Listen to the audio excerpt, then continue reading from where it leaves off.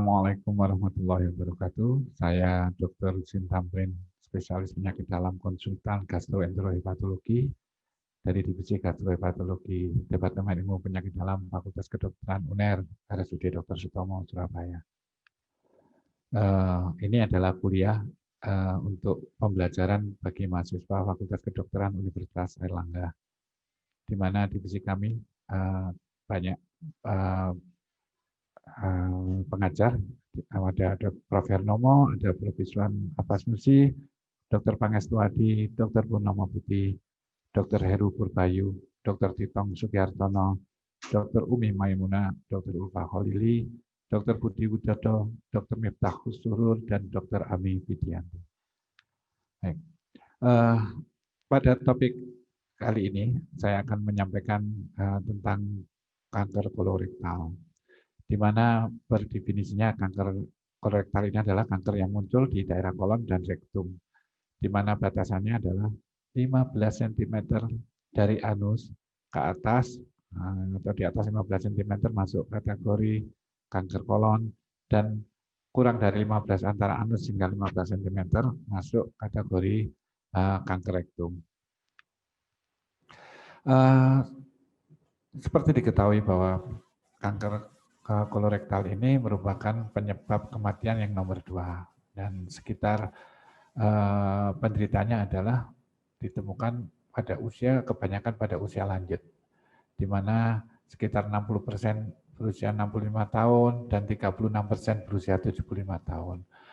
Sayangnya, hampir 58% penderita kanker kolorektal ini sudah berada pada stadium locally advanced atau stadium lanjut dan metastase saat pertama kali ditemukan atau terdiagnosa. Lokasi tersering adalah daerah rektosigmoid, di mana sigmoid menduduki angka tertinggi di sekitar 25% dan rektum sekitar 20%. Frekuensi metastasis yang paling sering adalah ke hati, paru, dan tulang, dan bisa ke otak, namun kejadiannya sangat jarang. Faktor penyebab atau etiologinya multifaktor, ya. Sekali lagi tidak ada penyebab single faktor pada penyakit kanker apapun, ya. Khususnya pada penyakit kolorektal ini, genetik masih punya peranan, merupakan faktor risiko yang tidak bisa dimanipulasi. Sementara faktor lingkungan itu faktor yang bisa dilakukan manipulasi, dilakukan pencegahan, dan dengan cara pola hidup sehat dan lain sebagainya. Namun terkait pada colorectal cancer ini, riwayat colorectal cancer atau adenoma atau polip adenoma pada penderita ini punya resiko untuk terjadinya kanker di kemudian hari. Kemudian riwayat keluarga dengan colorectal cancer atau riwayat adenoma. Kemudian penyakit inflammatory bowel disease, yang diantaranya adalah penyakit Crohn dan ulcerative colitis. Lingkungan sangat berpengaruh, baik itu radiasi maupun non-radiasi, merokok, diet rendah serat, dan diet tinggi lemak. Satu hal atau satu kondisi yang perlu diwaspadai itu adalah bahwa jika kita menerima atau mendapatkan seorang penderita dengan anemia defisiensi besi, namun tidak dapat dijelaskan penyebabnya, atau sepsis yang kausa sepsisnya dari Streptococcus bovis, kita bisa mencurigai ke arah colorectal cancer. Patofisiologinya adalah seperti halnya kanker yang lain, yaitu akumulasi mutasi yang diwariskan dari DNA seluler yang mengakibatkan pertumbuhan sel yang tidak terkendali. Jadi mutasi itu bisa ada insersi, dilesi, translokasi dari urutan DNA, di mana kalau terjadi perubahan dari susunan DNA itu dan terekspresi sebelum DNA-nya normal, akan memunculkan suatu sel yang tidak bisa terkendali. Untuk diagnosisnya terdiri dari anamnesa dan pemeriksaan fisik, di mana keluhan pasien sangat tergantung terhadap ukuran dan lokasi tumor, di mana gejala klinisnya dari mulai tidak bergejala hingga menunjukkan gejala yang spesifik untuk colorectal cancer ini. Namun di antara gejala klinis itu yang menduduki peringkat yang terbesar adalah nyeri perut, kemudian pola buang air besar, ada riwayat hematokesia atau melena atau perdarahan saluran cerna, kemudian kelompok yang lain adalah anemia maupun penurunan berat badan yang seperti lanjutnya pada penyakit kanker yang lain. Tumor di posisi pada daerah kolon kanan dapat menyebabkan keluhan diare, nyeri perut dan perdarahan rektal, dan serta penurunan berat badan. Sedangkan tumor di sisi kiri dapat menimbulkan keluhan berupa tinja semisolid, ya kalau istilahnya orang Indonesia itu seperti kotorangannya kambing dengan diameter kecil, kadang seperti pensil, gitu ya. Terus kemudian bisa menimbulkan gejala konstipasi, obstruksi, dan perdarahan perektal. Pemeriksaan fisik diarahkan untuk mencari tanda adanya anemia, distensi oleh karena massa abdomen, serta bising usus, serta tanda-tanda metastase, di mana kemungkinan bisa didapatkan hepatomegali, limfadenopati, ataupun massa di paru.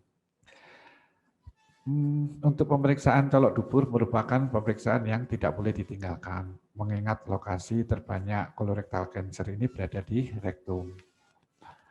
Kemudian pemeriksaan laboratorium, tentunya pemeriksaan darah rutin untuk mencari adanya anemia, terutama anemia defisiensi besi. Kemudian pemeriksaan fungsi hati dan alkali fosfatase untuk menilai adanya kemungkinan metastase ke arah hepar. Sementara pemeriksaan darah lainnya ditujukan untuk menilai status pasien dan untuk persiapan untuk tindakan pembedahan maupun untuk tindakan kemoterapi. Kemudian tumor marker yang spesifik untuk colorectal cancer ini adalah CA19-9. Sementara CA adalah tumor marker untuk general. Untuk selanjutnya, setelah diketahui penderita colorectal cancer, evaluasi cukup dengan menggunakan penilaian CEA saja. Dengan di mana peningkatan kadar CEA ini bisa memberikan tambahan informasi untuk menegakkan diagnosis dan monitoring perkembangan tumor selama dan setelah terapi. Untuk pemeriksaan patologi anatomi, di mana penilaian histologi dan dari kolonoskopi biopsi ini menentukan diagnosis. Ya. Kemudian laporan patologi hasil reseksi ini meliputi adalah histologi dari tumor, stadium diferensiasi, kedalaman invasi, jumlah limfonoduli yang direseksi dan invasi tumor ke arah jaringan limfonodi serta ukuran tumor. Pada era terakhir dari histologi ini atau dari jaringan yang dibiopsi itu bisa dilakukan pemeriksaan namanya immunohistochemistry. Kolonoskopi merupakan gold standard untuk penegakan diagnosa dari colorectal cancer ini, di mana saat dilakukan kolonoskopi, klinisi juga bisa melakukan biopsi pada lesi tumor tersebut. Sensitivitas untuk pemeriksaan dengan kolonoskopi ini mencapai 95%. Ini diagnostik tool tertinggi untuk penegakan diagnostik dari colorectal cancer ini. Untuk barium enema diindikasikan bila tindakan kolonoskopi tidak dapat dilakukan, ya, atau kolonoskopi saat dilakukan tidak bisa mencapai sekum. Kemudian sensitivitas dari barium enema ini tentunya masih di bawah kolonoskopi. Sementara imaging bisa dimulai dari foto yang sederhana, foto dada untuk mencari ada tidaknya metastase ke paru, ultrasonografi abdomen untuk mengidentifikasi adanya metastase hepar, kemudian CT scan rutin untuk membantu menentukan staging, kemudian CT kolonografi merupakan modalitas diagnostik non-invasif sebagai alternatif pemeriksaan kolonoskopi. Namun kekurangannya untuk CT kolonografi ini kurang akurat dalam mendeteksi lesi ukuran kurang dari 1 cm. Sementara untuk kolonoskopi, ibarat kita itu memberikan laporan pandangan mata. visual live gitu ya. Staging atau stadium colorectal cancer ini tentunya menjadi sangat penting untuk menentukan pendekatan terapi yang akan diberikan. Stadium colorectal cancer ini ditentukan melalui pemeriksaan baik itu foto dada, USG abdominal, kemudian CT scan abdominal, ataupun pelvis sangat diperlukan untuk menentukan staging.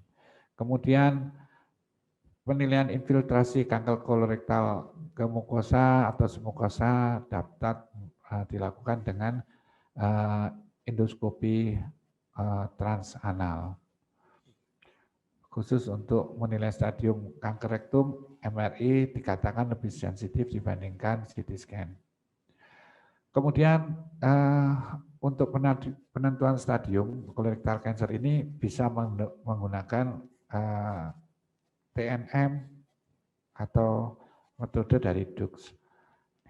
Ini yang sering digunakan untuk mengklasifikasikan tumor kolorektal ini ke atas stadium apa yang sudah dicapai dari tumor ini. Kalau DUX menggunakan kriteria A, B1, B2, C, dan D. Sementara derajatnya, tapi tetap mengaku derajatnya derajat 1, 2, 3, 4. Sesuai dengan kondisi TNM, di mana T-nya itu ukuran tumor, N-nya itu kelenjar limfonodul yang terlibat, dan M-nya adalah ada tidaknya metastase ke organ jauh. Kemudian algoritma dari pemeriksaan untuk colorectal cancer ini dimulai dari pemeriksaan colok dubur yang tidak bisa ditinggalkan. Kemudian selanjutnya dilakukan endoskopi, dalam hal ini endoskopi bawah yaitu kolonoskopi, di mana jika ketemu lesi harus dilakukan biopsi. Kemudian lesinya, letak lesinya itu menentukan ini kategorinya kolorektal, kanker kolon atau kanker rektum, di mana batasannya adalah 15 cm dari anal. Sementara dari anal 15 cm masuk kategori rektum, sisanya adalah masuk kategori kanker kolon. Kanker rektum sendiri terbagi adalah atas, tengah maupun bawah. Pembagiannya adalah 5 cm, 5 cm, 5 cm. Untuk tata laksananya kanker kolorektal ini khususnya untuk kanker kolon itu tergantung kedaruratan ya. Kanker kolorektal ini atau CRC ini tergantung kegawatannya. Modalitas terapinya adalah pembedahan, kemoterapi adjuvan atau neoadjuvan ataupun dengan radiasi.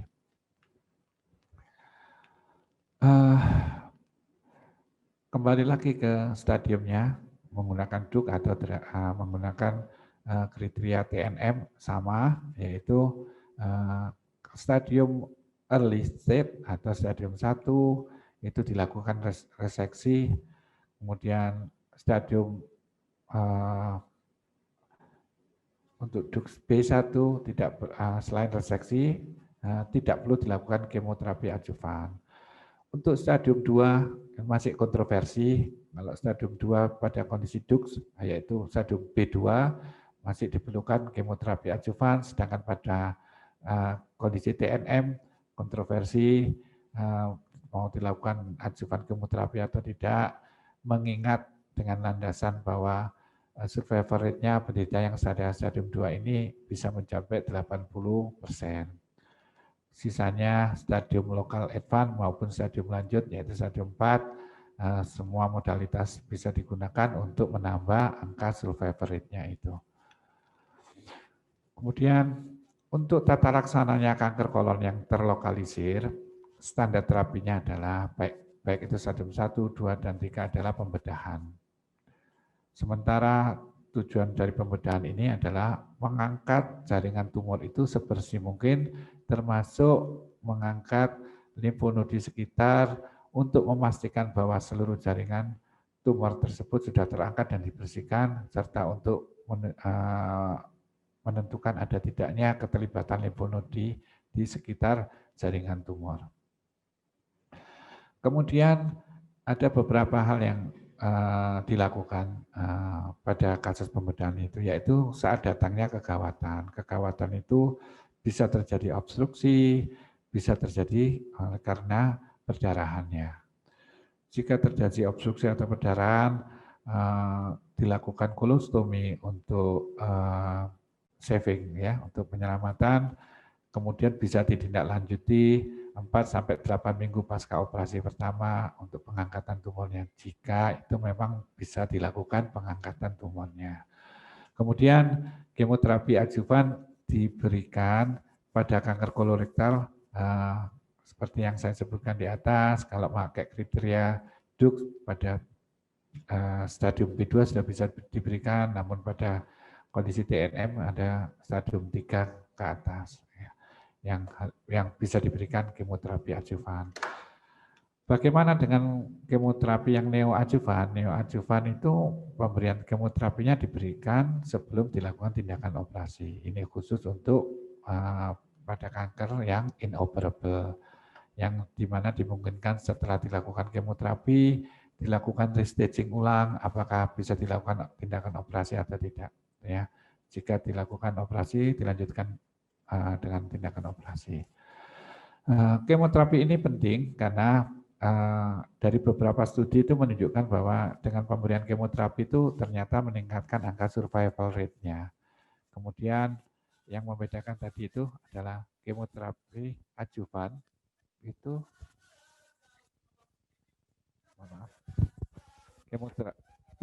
kemoterapi adjuvan itu diberikan setelah pasien menjalani tindakan pembedahan. Kemudian yang neoadjuvan sudah saya sebutkan di atas bahwa diberikan sebelum pasien menjalani tindakan pembedahan. Ini adalah bahkan tentang pemberian kemoterapi beberapa regimen yang pada dasarnya adalah berbasis pada 5-FU. Ya, capecitabine merupakan derivat dari 5-FU. Kemudian ada obat-obatan yang terkini, misalnya oxaliplatin, kemudian irinotecan, dan yang kelompok targeted terapi yaitu bevacizumab atau kelompok rituximab, ya, atau itu dikatakan bisa membantu survival rate dari penderita colorectal cancer ini. Untuk kanker kolon metastase, ya, seperti halnya kanker yang lain, ya, hampir colorectal cancer ini ditemukan itu sebagian besar sudah pada stadium lanjut. Kemudian sekitar 50% pasien yang terdiagnosis sudah mengalami metastase, seringnya adalah ke hati. Kemudian disusul organ paru, kemudian tulang. Alternatif pasien yang sudah mengalami metastase ini khususnya ke hati bisa dilakukan reseksi tumor, baik terhadap tumornya sendiri maupun terhadap livernya. Jika tumornya letaknya favorable untuk dilakukan tindakan operasi atau reseksi dari metastase ke livernya itu. Atau selain untuk tumornya reseksi di kolonnya itu, untuk livernya bisa dilakukan kemoterapi melalui arteri secara infus. Bisa juga dilakukan dengan pemberian ablasi, ya, atau RFE. RFE itu menggunakan alat radiofrekuensi ablasi. Kemudian reseksi bedah paliatif diindikasikan jika ada pasien yang mengalami sindroma obstruksi atau perdarahan rektal. Pilihan lini pertama seperti yang saya sebutkan atau tabel tentang kemoterapi yaitu berbasis 5-FU dan folic acid, atau dengan penambahan regimen obat-obatan yang baru yaitu irinotecan atau oxaliplatin, atau diberikan dengan tambahan juga suatu targeted terapi. Dikatakan pasien yang dengan metastase kolon ini angka survival rate-nya hanya mencapai sekitar 8 hingga 12 bulan. Sehingga dibutuhkan terapi pendukung yang maksimal untuk menambah angka survival rate-nya ini. Untuk tata laksananya kanker rektal ini sedikit berbeda dengan kanker kolon, di mana batasannya adalah kalau di kanker kolon adalah stadium 2 tidak perlu diberikan batas ajuvan kemoterapi, namun pada kanker rektum ini di mana T2-nya yang masuk kategori stadium 2 pada kolorektal, jika jenis selnya ini menunjukkan angka rekaransi yang tinggi, bisa diberikan atau diberikan pertimbangan untuk dilakukan kemoterapi maupun radioterapi. Sisanya hampir sama. Kemudian untuk regimen kemoterapinya juga sama dari kanker kolon. Bagaimana dengan follow up pasca operasi? Tentunya pasca dilakukan tindakan, perlu evaluasi berkesinambungan untuk mentasbihkan pasien tersebut tetap terjaga angka free survival rate atau angka bebas tumornya itu selama mungkin atau sepanjang mungkin. Dalam pengamatan ya 4 tahun pasien yang menjalani operasi CRC ini mengalami rekarensi insidennya itu sekitar 7,7% untuk colorectal cancer dan 62% untuk polip adenomatosa. Bahkan beberapa jurnal mengatakan pada stadium advance, stadium 3 tentunya khususnya jika tidak dilakukan kemoterapi, angka relapsnya itu bukan 4 tahun, malah bahkan dalam angka 2 tahun bisa terjadi relapsnya. Bahkan pemberian kemoterapi disarankan sebisa mungkin tidak melebihi dari angka 4 minggu. Ya. Angka 4 minggu ini atau 28 hari pasca operasi. Pemberian kemoterapi yang diberikan lebih dari 4 minggu, bahkan atau 12 minggu baru diberikan, hasilnya berbeda dengan pasien-pasien yang mendapatkan kemoterapi adjuvan dilakukan sebelum 4 minggu pasca pembedahan. Kemudian kolonoskopi dilakukan untuk evaluasi dalam kurun waktu 1 tahun setelah pembedahan, maksimal 1 tahun setelah pembedahan. Hal ini bisa dilakukan maju kalau kita nilai dalam perjalanan penyakitnya ada kita rasa suatu perubahan klinis atau yang mengarah bahwa terjadi rekarensi dari tumor colorectal cancer ini. Bagaimana dengan CEA? CEA perlu diperiksakan dalam kurun waktu setiap 3 bulan, maksimal 6 bulan, untuk melihat ada tidaknya peningkatan. Implikasi dari pemeriksaan ini bisa disimpulkan seperti ini. Seandainya dalam kurun waktu 6 bulan sampai 1 tahun, tumornya muncul, meskipun CEA-nya rendah, tetap dilakukan, kalau bisa dilakukan reseksi ulang, bisa dilakukan reseksi ulang, dilanjutkan dengan kemoterapi lanjutan. Sebaliknya, tidak ditemukan massa dari kolonoskopi, namun CEA-nya tinggi, bisa dipertimbangkan untuk dilakukan kemoterapi ulangan dengan regimen yang tentunya dipilihkan dengan menyesuaikan dengan kondisi penderita. Baik itu regimennya, kalau rekarensinya itu atau CA-nya itu tinggi kurang dari 1 tahun, sebaiknya disarankan untuk tidak menggunakan regimen yang sebelumnya. Bagaimana dengan prognosisnya? Keduanya sama, yang menggunakan TNF maupun dengan DUC, survival rate-nya hampir mirip, di mana makin dini ditemukan colorectal cancer ini, 5-year survival rate-nya juga akan tinggi. Artinya bisa harapan hidupnya itu cukup baik. Sementara kalau pada stadium lanjut, apalagi stadium 4, survival rate-nya dikatakan pada kelompok DUX ini hanya sekitar 5%. Maknanya bahwa Misalnya ada 100 orang terkena colorectal cancer yang berat atau stadium 4, hanya 5 orang yang mampu melewati angka 5 tahun. Demikian yang bisa saya sampaikan. Mudah-mudahan membawa manfaat. Saya tutup kuliah saya pada topik ini. Assalamualaikum warahmatullahi wabarakatuh.